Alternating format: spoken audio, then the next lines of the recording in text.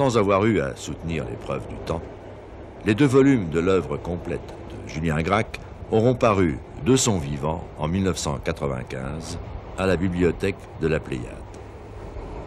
Chez le même éditeur qui refusa en 1938 son premier livre, écrit à 27 ans, au château d'Argol, et publié pour la plus grande part à compte d'auteur par la librairie José Corti. Pour les 17 suivants, Julien Gracq n'ira pas chercher ailleurs. Il sera édité pendant 55 ans par Corti. Il n'est pas entré à l'Académie française. Julien Gracq se garde bien de se donner en exemple. Mais il ne trouve à sa convenance ni de se montrer, ni de rechercher ou d'accepter les honneurs. J'ai fait ce qu'il fallait pour vivre confortablement, à ma manière. Je n'ai pas beaucoup d'exigences. Mais je n'aime pas les honneurs officiels, les décorations, les académies, non. Les prix littéraires, j'ai dit pourquoi. Alors je me suis tenu à l'écart, c'est tout. Voulant séparer la vie littéraire de la vie ordinaire, les 3 syllabes de son nom d'état civil, Louis Poirier, se muent en celles plus emblématiques de Julien Gracq. Les noms propres dans mes livres sont inventés en général, parce que je pense que tout doit être fictif dans la fiction. Il faut pas y inclure des morceaux de réalité brute. Tout doit être transformé, y compris les noms propres. Et y compris le vôtre. Y compris le mien, bien sûr. Oui, oui, j'ai pas un pseudonyme, pas pour cette raison, mais ça marche avec, ça cadre avec ce que je pense. Non, non, j'ai pris ce nom, comme je choisis tous ces noms, pour des seules raisons de rythme et de sonorité. Il fallait 3 syllabes, il fallait que le prénom et le nom fassent 3 syllabes. Et puis, il fallait une sonorité qui me plaise, un peu abrupte, pas du tout évanescente, vous voyez. C'est plutôt un nom un peu râpeux, comme ça, un peu... Il heurte plutôt l'oreille, ça me plaisait davantage. Aux confins de la Bretagne et du Poitou, il y avait ce pays sans passé, révélé par le soulèvement chouan et devenu la Vendée angevine. Paysage histoire, selon Julien Gracq. Dans l'ancienne vie du bocage, on vivait de la culture du chanvre, de la fibre tirée de l'écorce. Chez les Poiriers, on était filassier, de père en fils, à Saint-Florent-le-Vieil. C'est là que je suis allé retrouver Julien Gracq. Mon enfance a été une enfance campagnarde, tout à fait. Je suis né dans une petite ville de l'Ouest, au bord de la Loire, chose qui pour moi a de l'importance, car l'eau, enfin la fréquentation de l'eau qui m'a été familière de bonheur, est une chose qui pour moi a été, je crois, assez importante, enfin d'un point de vue imaginatif.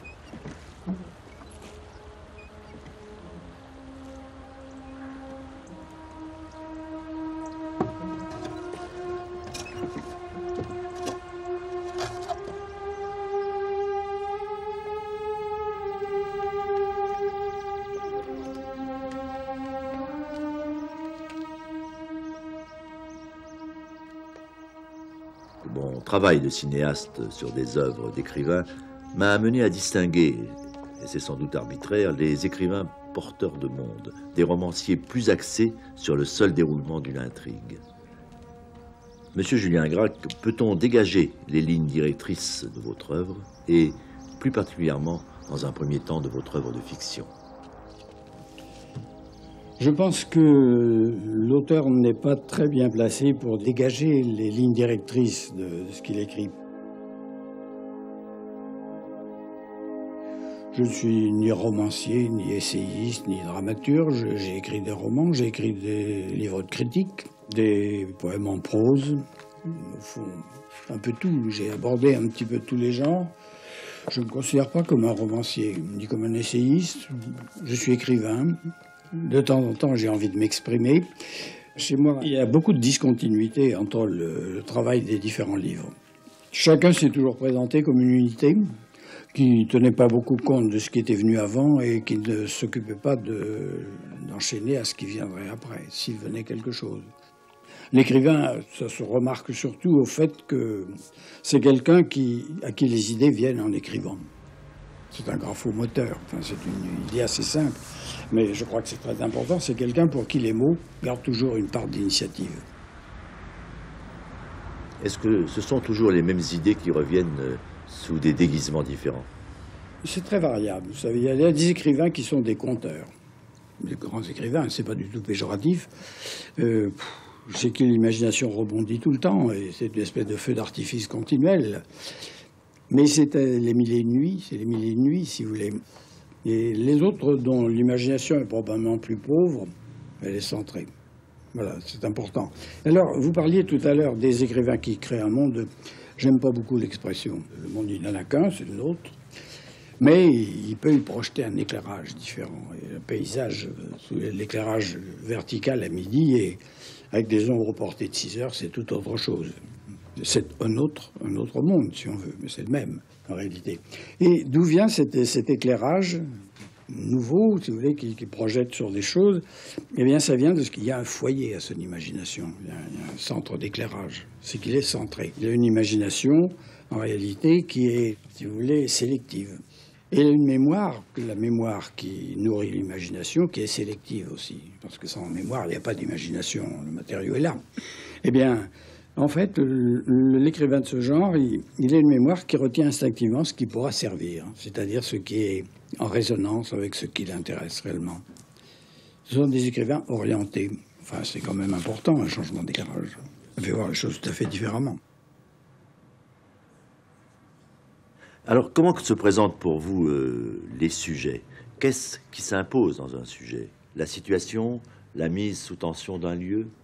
Oui, c'est en effet un champ sous tension, je l'ai dit, qui m'attire. Ce n'est jamais le portrait d'un personnage, ce n'est pas non plus un paysage. Un paysage ne peut pas fournir un ouvrage de fiction, on ne peut pas nourrir seul un ouvrage de fiction. Mais c'est pratiquement un lieu où il existe une tension. Où il existe une tension entre les personnages, ou même simplement par la nature du lieu où ça se passe. Deux de mes livres se passent, les deux derniers romans, ils se passent le long d'une frontière. La frontière est un lieu de tension en soi-même, surtout quand la guerre est en vue ou qu'elle est déclarée, comme c'est le cas. Et alors là, je suis plus à l'aise, si vous voulez. C'est là, à partir de là, que j'ai envie d'écrire. Parce que il y a une électrisation qui se produit, mais qui touche à la fois, si vous voulez, les paysages, les gens qui s'y trouvent et les événements.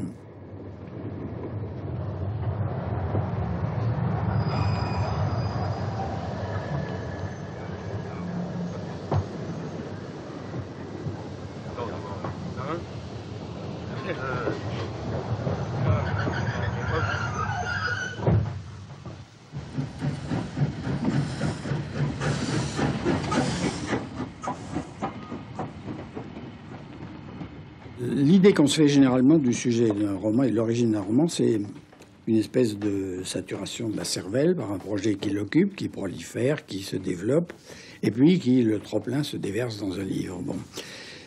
J'ai l'impression, moi, assez inverse. Si je consulte mon expérience, enfin, le peu que j'en ai, c'est plutôt le sentiment d'un vide. C'est plus exactement le sentiment d'un état de manque. C'est ça qui est à l'origine d'un livre, qui annonce un livre. Le sujet se présente comme une sorte de vide, un état de manque qu'il faut combler. C'est comme ça que se déclenche un sujet, pour moi. À la fois très flou et très exigeant. J'ai le souvenir précis de l'origine du livre, Quel balcon en forêt. Je savais depuis très longtemps que j'écrirais un livre sur la guerre. Mais ce ne serait pas un livre d'action. C'est pas du tout dans mes cordes. Mais ce qui m'intéressait, au fond, c'était ce climat tout à fait extraordinaire qui était celui de la drôle de guerre, qui était ni la guerre ni la paix, et où on avançait dans une situation d'irréalité complète, disons presque d'apesanteur. Bon, mais je ne savais pas par quel bout prendre ce sujet. Et finalement, c'est une trouvaille d'objets, une rencontre de hasard qui a fourni la clé. J'ai lu, je l'ai dit, un livre d'Aragon qui s'appelle Les communistes, et où il est question de maisons fortes. Moi, je ne connaissais pas l'existence, il y a 15 lignes. Il explique comment c'est fait avec l'étage habité, puis le bloc au-dessous. Et pour moi, si vous voulez, le sujet s'est enclenché d'un coup, pratiquement. Parce que c'était une image parlante de ce que je voulais, c'est-à-dire ni guerre ni paix. La paix à l'étage, la guerre au sous-sol, et les deux se superposant constamment l'un à l'autre. Et puis alors, ce qui se présente dans le sujet, c'est que tout vient ensemble. Vous savez, c'est pas successif. Ça me donnait à la fois le titre, Balcon en forêt, la forêt, Le balcon, parce que c'est un endroit où on se met pour regarder loin venir quelque chose, loin, là, en espèce l'invasion, bien sûr. Et puis c'est un lieu de loisir aussi. C'est la guerre où on fait rien.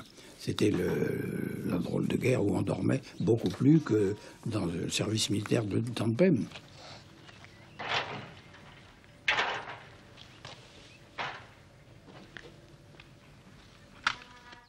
Bon, et puis tout était donné. Il y avait la proximité du village, l'éloignement des arrières. Les grandes lignes se dessinent tout de suite. C'est comme ça qu'un sujet, pour moi, arrive d'un état de manque, quelque chose qui vous obsède, mais quoi vous ne savez pas donner forme, et puis un élément concret qui cristallise. On remarque aussi dans votre œuvre ces images forces qui reviennent, telles la vue en plongée ou la chambre vide. Oui, le goût des lieux hauts, d'ailleurs, a une origine dans mon enfance. J'habite un pays qui s'appelle le Montglone. On a d'habitude cette vie plongeante. Oui, il y a des thèmes qui reviennent, la chambre vide, beaucoup d'autres encore. Ce sont en réalité des symboles d'un dédoublement, je crois. C'est quelqu'un qui est là et qui n'y est pas en même temps.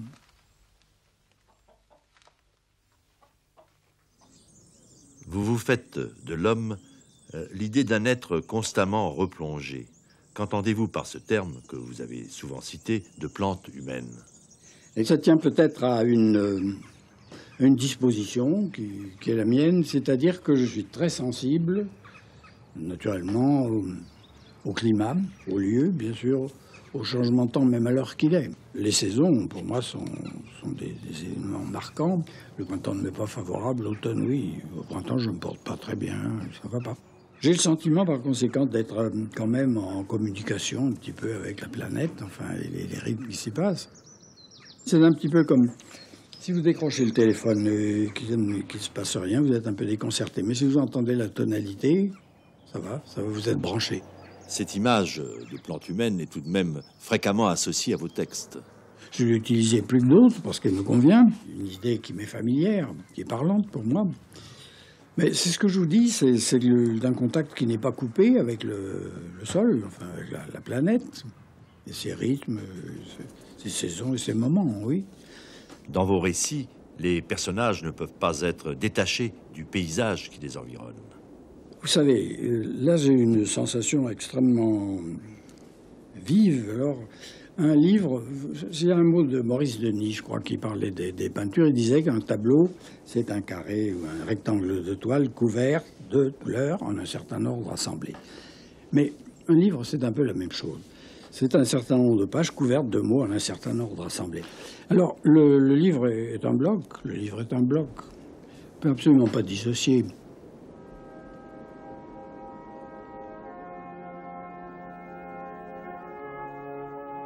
Où se situe la rêverie? La rêverie, c'est autre chose. C'est quand même l'imagination qui lâche la bride. C'est l'association libre. Oui. Un état de tension accrue plutôt qu'un laisser-aller, écriviez-vous dans les yeux bien ouverts.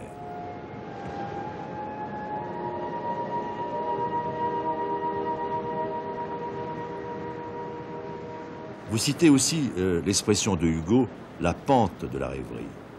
Elle met l'accent sur l'accélération d'une circulation stimulée des formes et des idées qui s'achève sur l'impression que la tête tourne. C'est-à-dire que le moment est venu de commencer à fixer, j'ajouterais d'écrire. Un roman, c'est jamais la vie. C'est pas la vie, non, c'est pas la vie, mais c'est tout de même, ça y ressemble beaucoup. Je reprends une formule parce qu'elle me satisfait. Je pense que un roman ressemble à la vie, mais exactement comme une cloche ressemble à un chaudron. C'est-à-dire que là, la vie dégage l'aspect utilitaire. La vie, on mange, on boit, on se déplace, on fait des choses qu'il faut faire. Et puis la littérature, on donne la musique, la cloche. Mais c'est la même chose. Une cloche et un chaudron, ça a la même forme. Seulement, ça n'a pas le même usage et ça ne rend pas le même son.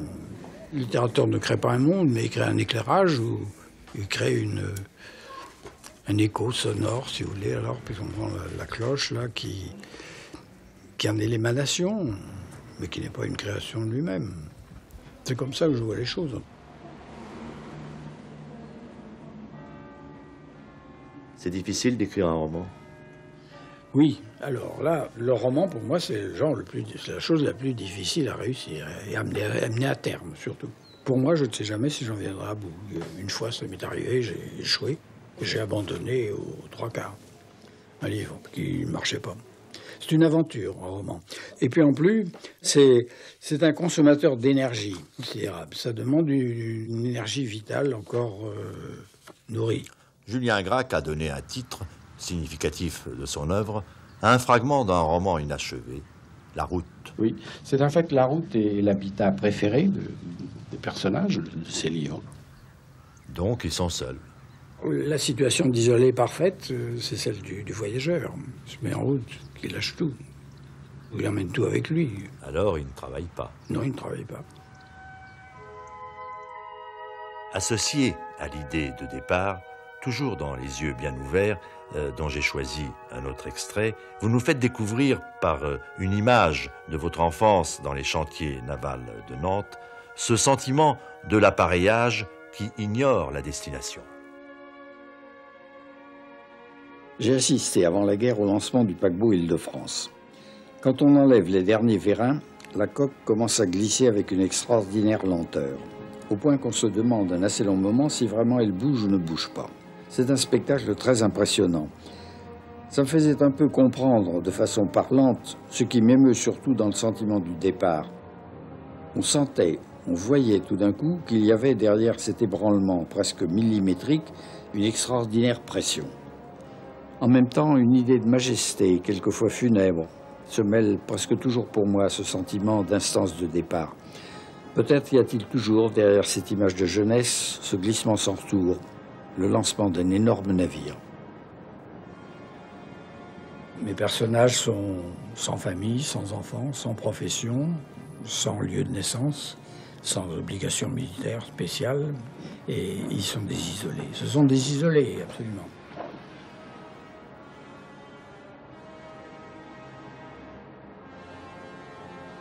On dit toujours, et c'est vrai, on dit toujours que l'attente est un élément essentiel de mes livres. L'attente de quoi? Eh bien, je ne sais pas si c'est l'attente de quelque chose. Voilà la question. Il y a une chose qu'il faut dire tout de même à ce sujet-là, c'est que on me considère souvent comme un écrivain sans attache avec la réalité et avec son temps un peu intemporel. Je crois que c'est pas vrai du tout, parce que je suis né dans le XXe siècle, en 1910, et pour moi, je finirai avec les dernières années. Enfin, en gros, ma vie recouvre à peu près la durée du siècle. Mais le XXe siècle, vous savez, c'est un siècle absolument singulier. Maintenant qu'elle finit, on commence à le voir. C'est un monde... Il y a un mot de Heidegger qui dit que l'homme est un être des lointains. Mais celui du XXe siècle, alors, il est obsédé par le lointain, par ce qui monte à l'horizon. Songez que j'ai commencé à 4 ans, mon premier souvenir, c'est la guerre de 1914. Et ce qu'on voit à l'horizon monter, ce sont des cataclysmes. Une promesse de cataclysme. Ensuite, la guerre finie, qui était ce que vous savez, et j'ai vu la crise de 1929, dont on a perdu le souvenir, on n'a pas vécu, qui était un cataclysme économique et social de la même ampleur. À peine fini, Hitler est monté à l'horizon, en 1930, avec c'était aussi un orage, une belle grandeur. Et puis ensuite, la guerre finie, a commencé la guerre froide, avec la possibilité du conflit nucléaire. Bon, pratiquement, on n'est pas sorti de cette espèce de pressentiment d'apocalypse, je crois que c'est la marque du siècle, qui a attendu sans cesse la révolution, et qui finalement ne s'est pas faite. Enfin, elle était faite déjà, au début. Est-ce que dans votre œuvre, vous n'avez pas cherché à vous évader de cette obsession de l'histoire? De l'obsession de l'histoire, peut-être j'ai cherché, c'est ça, oui. Parce que cette attente, évidemment, dans mes livres, mes livres ne reflètent pas les événements du siècle. Je ne m'occupe pas du siècle, du bruit et de la fureur, et des guerres, et des batailles d'hommes, comme c'est Rimbaud. Non, c'est beaucoup plus calme. Mais, en réalité, j'ai vécu dans ce climat, et mes livres, certainement, portent la marque. Pourquoi voulez-vous rester ici? Ah non, permettez. Je n'aime pas les volontaires. Et je sais ce que c'est. Si vous me dites que c'est pour vous battre en première ligne, je ne vous croirai pas et je vous estimerai moins. Non, c'est pour autre chose. Je me plais ici. Oui, ça doit être ça. Vous êtes drôle.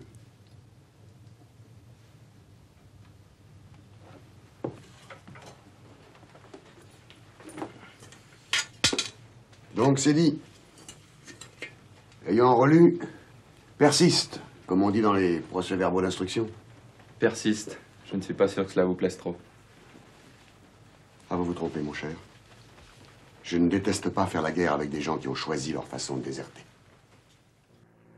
Et par conséquent, les livres tranquilles peuvent très bien être le reflet de l'époque, autant que d'une époque agitée, autant que des livres pleins de fureur et de combat. C'est alors que vous étiez prisonnier en Silésie pendant la guerre de 40 que vous écrivez le très beau prologue du Beau Ténébreux.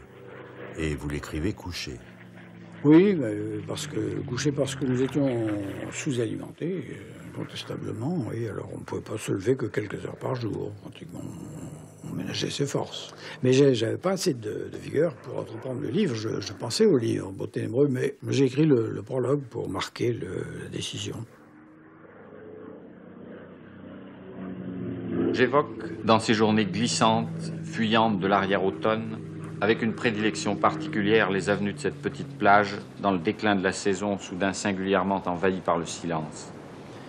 Elle vit à peine cette auberge du désœuvrement migrateur, où le flux des femmes en robe claire et d'enfants soudain conquérants, avec les marées d'équinoxe, va fuir, et soudain découvrir, comme les brisants marins de septembre, ces grottes de briques et de béton, ces stalactites de rocailles, ces puériles et attirantes architectures, ces parterres trop scourus que le vent de mer va ravager comme des anémones à sec, et tout ski d'être soudain laissé à son vacant tête-à-tête avec la mer, faute de frivolité trop rassurante, va reprendre invinciblement son rang plus relevé de fantômes en plein jour. Sur le front de mer, les terrasses vitrées, mortes, leurs ferronneries mangées de lèpre saline, angoissent comme des bijouteries mises au pillage. Le bleu usé, lessivé des volets clos sur des fenêtres aveugles, recule soudain incroyablement dans le temps leur flux de vie responsable de cette décrépitude. Je rêve. Qui s'annonce ici avec une telle solennité? Il n'y a personne ici. Il n'y a plus personne. Je m'enfonce maintenant derrière les villas rangées sur l'amphithéâtre de la plage. Je parcours les avenues enfouies sous les arbres, au doux sol brun assourdi par le sable et les aiguilles des pins. Des rues une nuit vide, un théâtre qu'on rouvre, une plage pour une saison abandonnée à la mer, tisse d'aussi efficaces complots de silence, de bois et de pierre que 5000 ans et les secrets de l'Égypte pour déchaîner les sortilèges autour d'une tombe ouverte. Mains distraites, porteuses de clés, manieuses de bagues, mains expertes aux bonnes pesées qui font jouer les pierres tombales, déplacent le chaton qui rend invisible. Je devins ce fantomatique voleur de momies lorsque, une brise légère soufflant de la mer et le bruit de la marée montante devenu soudain plus perceptible, le soleil enfin disparut derrière les brumes en cet après-midi du 8 octobre 1900. Finalement, vous n'aviez conservé dans Le Beau Ténébreux qu'une allusion lointaine à votre séjour dans le camp de prisonniers. Qu'est-ce qui reste de la biographie dans le texte écrit?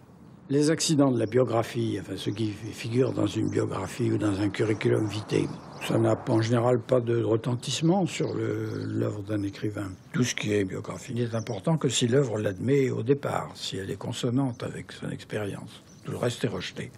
Sa vraie biographie d'écrivain, ce sont les rencontres qui l'ont influencé, ce sont des rencontres de livres, souvent beaucoup plus que de personnages. La lecture d'un livre l'a beaucoup plus influencé, souvent que même son mariage, la femme qu'il a épousée, par exemple. C'est peut-être beaucoup plus important, et ça l'est très souvent.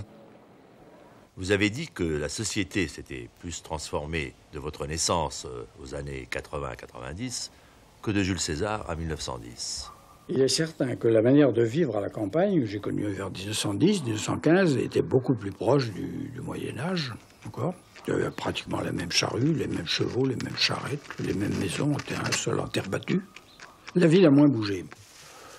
J'ai connu l'époque où l'automobile était une curiosité pour laquelle on sortait sur sa porte pour le voir passer. Oui. Je me rappelle la déclaration de guerre de 1914. Comme les gens étaient débordants de bonne volonté, ils sont tous afflués à la gendarmerie de tout le canton pour aller porter les ordres, les papiers. Ben, il y avait dans tout le canton une vingtaine d'automobiles. C'est la guerre de 14, qui était une sorte de massacre immobile.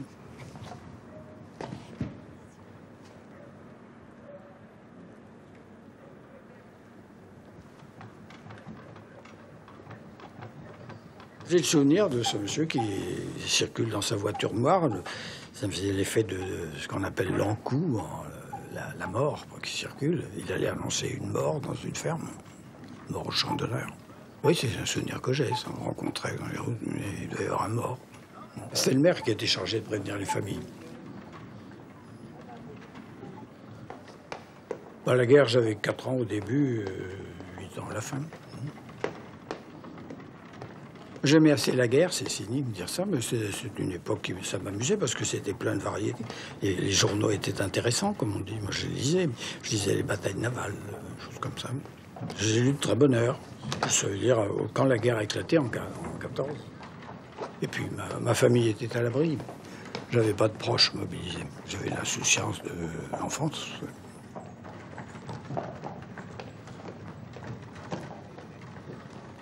Il y avait les bleus et les blancs dans votre famille.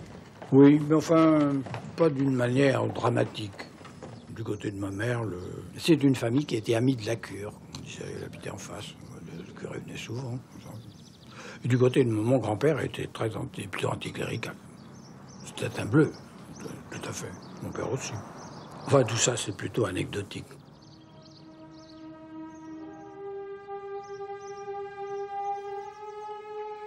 À Chantossé, village de la famille maternelle de Julien Gracq, les ruines du château de Gilles de Ré résonnent à la nuit du mythe victorieux de la quête du Graal qui confère la jeunesse éternelle. Perceval, si tu le veux, tu seras tout à l'heure roi du Graal. Moi? Tu te joues de moi encore? Non, Perceval. Il est temps que la vérité éclate. Mon salvage et Corbenic ne font qu'un. Tes pressentiments et tes rêves ne t'ont pas trompé. La colombe que je porte est celle de l'esprit qui vient visiter les cœurs purs. Le Graal lui-même m'a infligé cette blessure inguérissable en punition de mon indignité. C'est dans ces murs qu'on le garde. Dans un instant, tu vas le voir. Je le verrai. Ah, parle! Parle, il me semble que la joie vide le sang de mon cœur. Parle-moi du Graal. La parole est sans ressources. Il est lumière, musique, parfum et nourriture. Tu le verras, tu comprendras. On le portera devant toi et le moment sera venu de poser la question révélée en rêve. La question qu'on ne doit poser qu'une fois. Et je régnerai par le Graal. Oui, tu régneras. J'ai peur de me réveiller d'un rêve.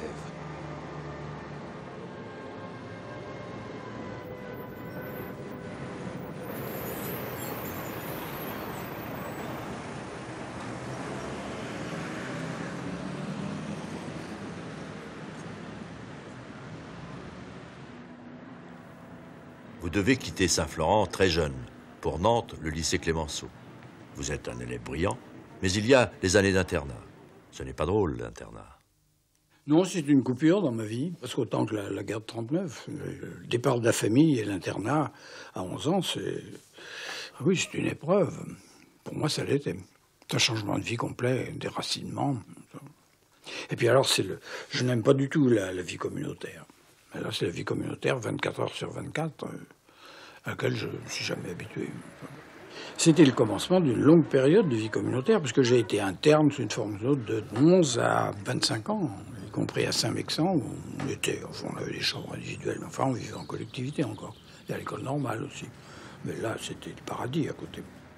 Quelles ont été vos lectures, notamment vos premières lectures? J'ai découvert Jules Verne, très bonne heure, ça a été déterminant. C'est ça qui compte dans une biographie. Ah oui, parce que ça, c'est à l'origine, pour un écrivain, c'est à l'origine de ce qu'il écrit. Edgar Poe? Edgar Poe, je l'ai connu au début de l'internat au lycée de Nantes, vers 12 ans. C'était pas une découverte du livre, mais c'était une découverte de la littérature. J'ai compris la différence qu'il y avait entre la lecture et la littérature. Quand découvrez-vous Stendhal, Le Rouge et le Noir? Juste à 14 ans, ce qui est un peu tôt, oui. Oui, mais ça a été très important pour moi. Il a appris à s'insurger, l'enfant docile que vous étiez? Il a donné une forme, surtout, vous savez, vers 13-14 ans, il y a une période ingrate dans l'adolescence où il y a un rejet relatif. Ma famille était très unie, mais enfin, il y avait quand même, on regarde, on trouve qu'il ne s'habille pas comme il devrait.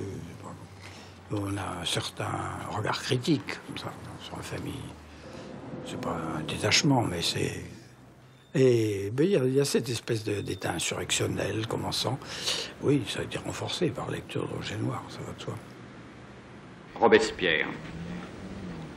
Ses bouillons de dentelle, ses gants blancs et ses culottes jaunes, ses bouquets d'épis, ses cantiques, ce déjeuner de soleil avant les grandes scènes révolutionnaires, ces blondeurs de blé mûrissant, ces arcs flexibles des bouches engluées par un songe de mort, ces affaissements de fleurs, de vierges aristocrates dans le panier à son, comme si, de savoir être un jour porté seul au bout d'une pique, toute la beauté fascinante de la nuit de l'homme eût dû affluer au visage magnétique de cette tête de méduse, cette chasteté surhumaine, cette ascèse, cette beauté sauvage de fleurs coupées qui fait pâlir le visage de toutes les femmes, c'est la langue de feu qui, pour moi, ça et là, descend mystérieusement au milieu des silhouettes, rapides comme des éclairs, des grandes rues mouvantes, comme sur l'écran d'une allée d'arbres en flammes dans la campagne par une nuit de juin, et me désigne à certaines extases paniques le visage inoubliable de quelque guillotiné de naissance.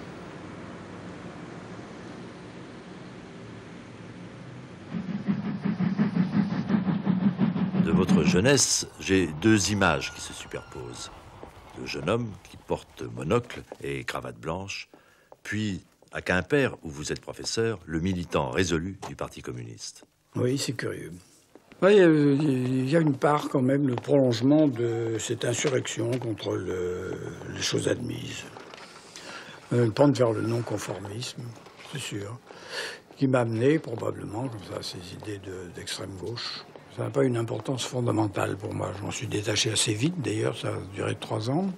Mais enfin, je faisais les choses avec bonne foi et bonne volonté. Je faisais mon travail de militant. Il me devenait à la fin un peu pesant parce que j'étais frappé à la fois par la qualité des gens qui étaient des gens à qui on pouvait tout demander.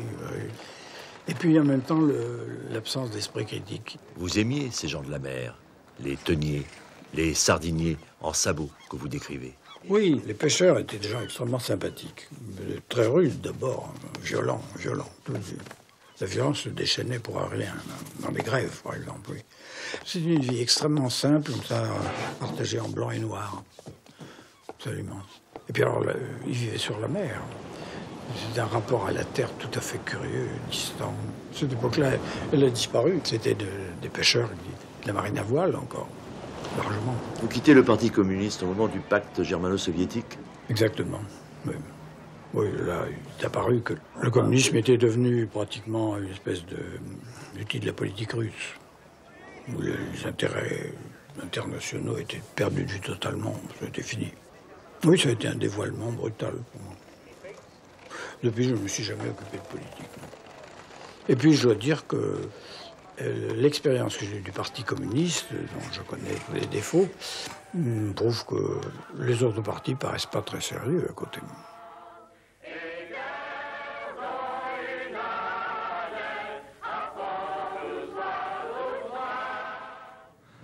À Paris, dans les années 50, par un matin désespérant de décembre, les élèves du lycée Claude Bernard découvrirent que leur prof d'histoire géo, le rigoureux M. Poirier, faisait la une des quotidiens. Ils ignoraient que son double, peu enclin aux confidences, était l'auteur, avec un parfum de scandale, d'un ouvrage romanesque. Raymond Queneau va parler. Aujourd'hui, 3 décembre 1951, 100e anniversaire du journal des Goncourt, notre Académie a décerné son 49e prix au rivage des Syrtes de Julien Gracq par 6 voix au premier tour. Il y a ce Goncourt que vous refusez. Quel souvenir vous laisse-t-il? Souvenir d'une sorte de casserole que j'ai traînée trop longtemps, parce que on est toujours l'homme qui a refusé le prix Goncourt. Ça m'a suivi assez longtemps, ça a fini par s'oublier, mais ça m'a confirmé tout à fait dans l'idée que j'avais des prix littéraires et de leur vanité relative. On dit, bien sûr, oui, d'accord, ça fait vendre un livre à 100 000 exemplaires ou plus, ça a été mon cas, bien que j'ai refusé, mais ça ne crée pas un public du tout. Je crois que L'année qui a suivi le prix littéraire, le livre était toujours, on a dû en vendre 250. C'est un événement tout à fait accidentel et sans conséquences particulières. Ça peut même être très perturbant pour un écrivain. Oui. Le ricanement de ce bariolage de grotte me faisait peur. Je maintenais le faisceau de ma lanterne à terre. Je faisais vite, les tempes serrées, les mains nerveuses, me retournant parfois malgré moi vers ce vide bâillant qui m'avalait, comme si quelque chose eût tout à coup grimacé sur le mur. Je rassemblais les cartes à la hâte, au cœur de ce silence inabordable que souillaient mes gestes furtifs comme un trotte-menu falot de souris. J'avais honte. Honte comme jamais je n'ai eu honte devant un homme. J'appartenais maintenant à ce viol sans retour. Je sortis à reculons de la pièce condamnée, tout pâle, tenant le rouleau de cartes serré contre moi, comme un voleur de tombeaux que pousse la faim nue qui sent rouler sous ses doigts les pierreries de rêve et déjà la force du sortilège faire cailler lentement son sang. Quel rôle a joué dans votre œuvre la géographie physique que vous avez étudiée, discipline pour laquelle vous avez été reçu à la création? Très grande. D'abord, j'ai étudié la géographie parce que j'avais le goût des paysages, à l'origine, certainement, en bonne partie. Et ça, c'est une discipline qui est assez contraignante, qui change le mode de vision. On voit qu'on sait comment c'est fait, enfin, on voit la structure. On voit la structure sous l'épiderme, sous l'apparence. Et on ne le voit pas de la même façon, mais ce n'est pas dépoétisant du tout. Pas du tout. Pourquoi? C'est une compréhension plus grande. Je crois que ça augmente même la réceptivité à la beauté du paysage. Ce sont les hauts lieux qui vous attirent, en découverte sur de vastes étendues.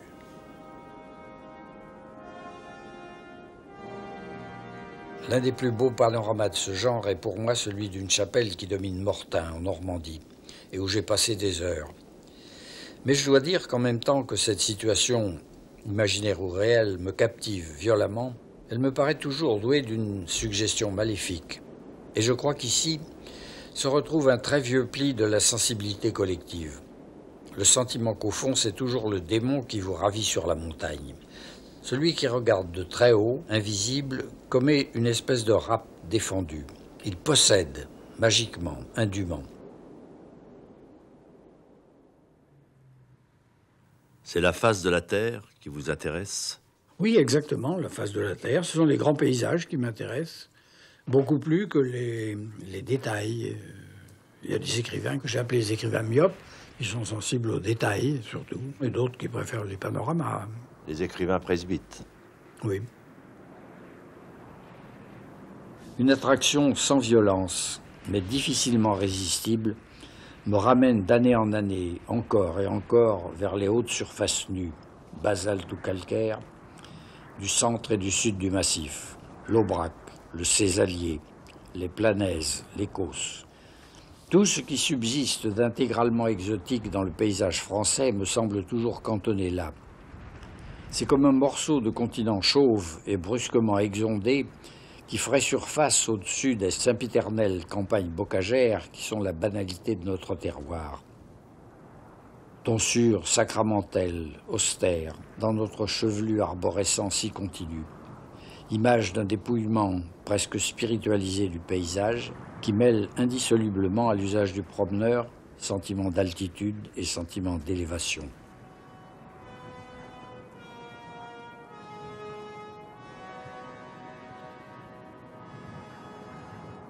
Meruès, un débarquement de cars affrété par des touristes du 3e âge en goguette, emplit le restaurant où je cherche à déjeuner d'un vacarme mal supportable. Rien de plus hideux à la fin d'un banquet bien arrosé que les rires vaginaux de vieillardes émoustillées.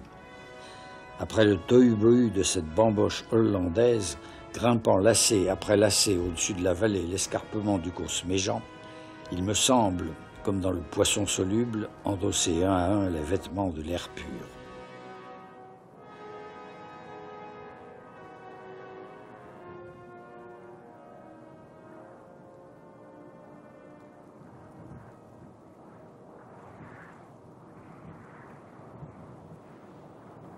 depuis une trentaine d'années, vous avez cessé d'écrire des romans. J'ai écrit des choses critiques et des fragments. Ce sont des textes courts qui sont lus en peu de temps et qui sont faits en général aussi en un espace de temps bref, limité une après-midi par exemple, sans qu'il y ait d'intervalle. C'est très important, vous savez, parce qu'au fond, à partir du milieu de mes livres, j'ai écrit beaucoup de fragments. C'est une chose qui m'attire, mais c'est une chose qui est une pente de l'époque aussi, je crois. Mais est-ce que, aussi, ça ne répond pas à une impatience du lecteur? Oui, ça c'est une caractéristique du lecteur qui est née au XXe siècle. Et puis il y a l'impatience aussi de l'écrivain. Vous savez, car moi je suis frappé, ça n'existait pas au début, mais de la lenteur de l'écriture. Qui est d'écrire la phrase comme ça, il faut passer à la suivante. C'est un peu agaçant. Mais il y a une impatience d'écrire. Comme ce texte très vif dans Lettrine 2 sur les Steyers, qui semble écrit à chaud. Voici les Steyers de retour au Parc des Princes.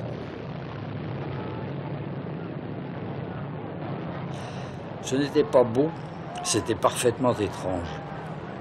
Un peu de chair vive, insérée périlleusement dans ce brutal réseau de forces mécaniques inexorables. Aspiration, friction, centrifugation, pesanteur. Dès qu'un Steyer décollait, il semblait brusquement s'éteindre comme si on avait tourné un commutateur, soudain englué sur la piste comme une fourmi, court-circuité par l'influx magique.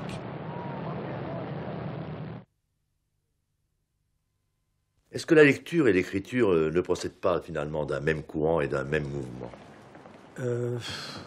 En réalité, le passage de la lecture à l'écriture est beaucoup moins séparé, beaucoup moins coupé qu'on l'imagine d'habitude.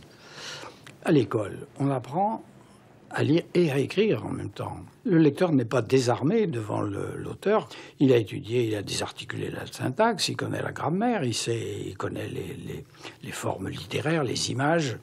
Il sait comment tout ça s'articule. Il n'est pas sans armes, si vous voulez, pour se défendre, au besoin ou réagir contre l'auteur. Et puis il y a autre chose qui rapproche davantage qu'on l'imagine le lecteur de l'écrivain. Le lecteur passe d'habitude pour être passif. L'écrivain écrit, il déverse sa pensée sur la page et puis le lecteur l'absorbe. C'est pas exact du tout. Le lecteur d'abord est un personnage très actif. Il y a des lecteurs de talent et d'autres pas.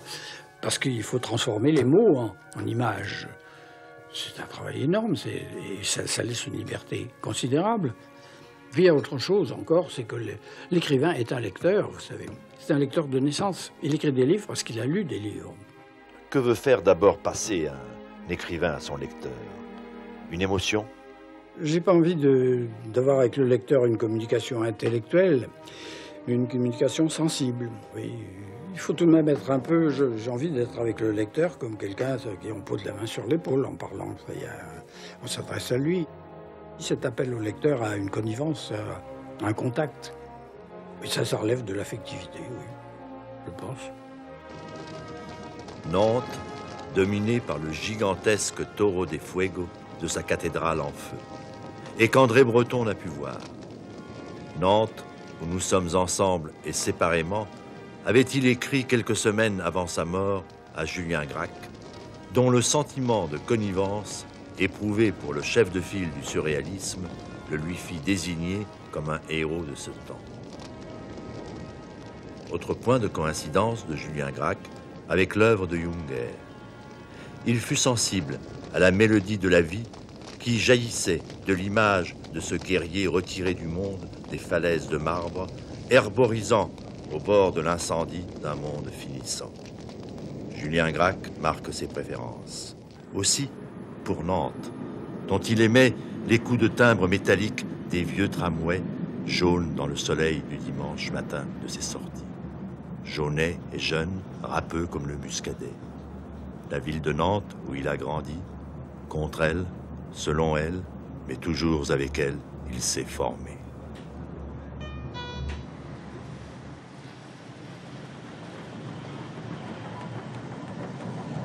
Je ne cherche pas ici à faire le portrait d'une ville. Je voudrais seulement essayer de montrer, avec toute la part de gaucherie, d'inexactitude et de fiction que comporte un tel retour en arrière, comment elle m'a formé, c'est-à-dire en partie incité, en partie contraint à voir le monde imaginaire auquel je m'éveillais par mes lectures, à travers le prisme déformant qu'elle interposait entre lui et moi. Et comment, de mon côté, plus libre que j'étais par ma réclusion de prendre mes distances avec ces repères matériels, je l'ai remodelé selon le contour de mes rêveries intimes, je lui ai prêté chair et vie selon la loi du désir plutôt que selon celle de l'objectivité. Comme pour beaucoup d'autres villes en France, plus que pour beaucoup d'autres, les bombardements de 1943-44 ont remodelé sa physionomie. Mais plus décisivement encore, au moment même où je quittais les bancs de son lycée, elle connaissait une mutation d'espèce plus rare. Le comblement des bras de la Loire entre les îles, le comblement de l'Erdre en plein centre de Nantes, changeait pour jamais son équilibre et son assise, tandis que s'enterrait la voie ferrée, jalonnée de ces 3 gares successives qui traversaient entre ces barrières à claire-voie le cœur de la cité ainsi qu'un settlement minier du Far West. Au moment même où s'achevait et se fermait à 18 ans un des cycles de ma vie, la ville scellait ainsi d'elle-même par son avatar cet ensemble clos du souvenir.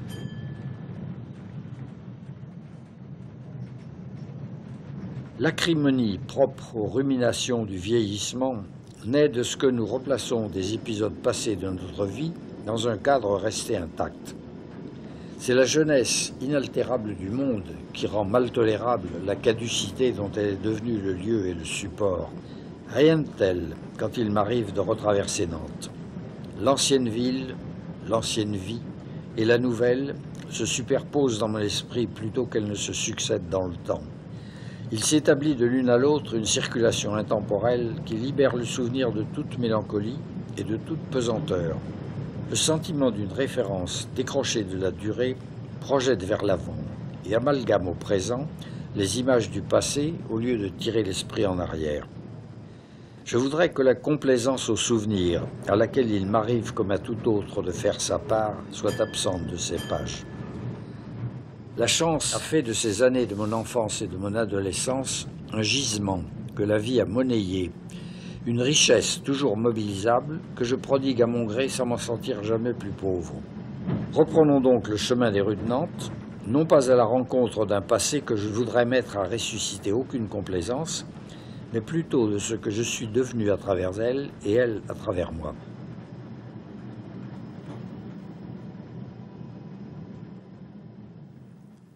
Retour de Julien Gracq au pays où il est né, où recommence son chemin de la vie. Le film mental se déroule au long d'une promenade sur les eaux étroites de l'Èvre. Caractère rituel d'une promenade, par l'anticipation de l'étape suivante, aux images toujours familières d'un sortilège renouvelé. C'est aussi l'embarcation sur la rivière dans le jardin paysage du domaine d'Arnheim d'Edgar Poe, projeté sur l'Èvre. Le souvenir de Nerval et de Poe, première lecture et découverte de la littérature par Julien Gracq, domine cette promenade. Aucune peinture, autant que la peinture chinoise, et particulièrement celle des paysagistes de l'époque Song, n'a été hantée par le thème pourtant restreint de la barque solitaire qui remonte une gorge boisée. Le charme toujours vif qui s'attache à une telle image tient sans doute au contraste entre l'idée d'escalade, ou en tout cas d'effort physique rude et de cheminement pénible, qu'évoque la raideur des versants, et la planitude, la facilité irréelle du chemin d'eau qui se glisse indéfiniment entre les apics. Les branches des arbres haut perchés sous lesquels on glisse, les branches du pin amis des rochers qui se penchent anguleuses au-dessus de l'eau dans les lavis chinois, accentuent le sentiment d'ivresse calme et peuvent d'un moment à l'autre faire succéder aux caprices d'un ruban d'eau cerné de précipices, l'intimité protégée, la fuite attirante des voûtes d'arbres qui couvrent en berceau un canal courant droit jusqu'à l'horizon. On s'abandonne les yeux fermés à l'eau qui, inépuisablement, ouvre les chemins. Nulle excursion n'est plus envoûtante que celle où le bien-être, inhérent à tout voyage au fil de l'eau, se double de la sécurité magique qui s'attache au fil d'Ariane. Ainsi, pendant de longues minutes, la barque progresse dans le silence glauque. En même temps que le soleil, les falaises arrêtent jusqu'au moindre souffle d'air. Au milieu de l'excursion de Lèvres, ces moments de silence, dans mes mémoires, viennent se poser comme un long point d'orgue. Ce silence, un doigt sur les lèvres, debout et immobile, et matérialisé à demi au creux de ces étroits pleins de présence païenne, c'est vraiment le génie du lieu qui l'impose.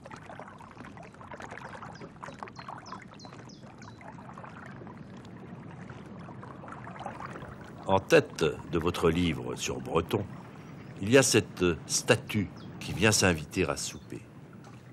À un certain moment, est-ce que votre propre effigie ne tente pas de s'immiscer dans votre vie? Vous savez, en vieillissant, naturellement, on se rigidifie d'une certaine manière parce que on se fait une idée de vous qui n'a plus de raison de changer et que vous n'avez pas la force de changer. Il y a un personnage dans le Rivage des Sirtes auquel je fais dire ce que j'ai fait, je ne peux plus le soulever, j'ai plus la force de le soulever. Il y a un moment où ce que vous avez fait, c'est comme ça, ça vous oblige à prendre telle posture et vous ne la changerez pas. C'est un fait de vieillissement, évidemment, de sclérose, il n'y a pas de doute, oui. Et on finit par être rejoint par cette espèce de personnage qui ne vous ressemble pas tout à fait. Vous imaginez qu'il ne vous ressemble pas, mais que l'opinion a et qu'il ne sera pas changé beaucoup. On finit par être rejoint par sa propre effigie, comme vous dites là. Mais c'est impossible si on vit longtemps, oui. D'une certaine manière, je vois dans les articles que je vois, je suis l'ermite octogénaire de Saint-Florent-le-Vieil. Très bien, oui. Pourquoi pas? Je ne contredis pas, d'ailleurs, c'est vrai, un peu.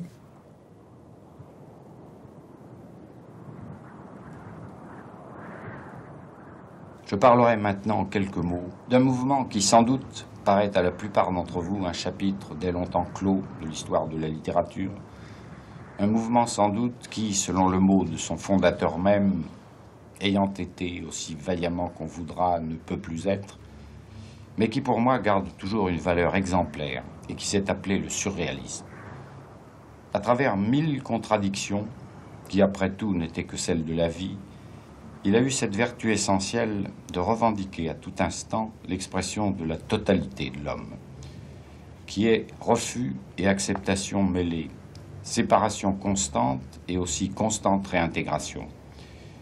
Et il a su se maintenir au cœur de cette contradiction, non pas, comme l'a tenté Camus, par les voies conciliatrices et un peu molles d'une sagesse modérée, mais plutôt en maintenant à leur point extrême de tension les deux attitudes simultanées que ne cesse d'appeler ce monde fascinant et invivable où nous sommes, l'éblouissement et la fureur. Je souhaite que quelqu'un d'entre vous, puisque parmi vous sans doute certains un jour écriront, pense à restituer à l'homme, tel que notre littérature l'exprime, ceci d'essentiel qu'aujourd'hui elle oublie et qui est, je crois bien, sa respiration.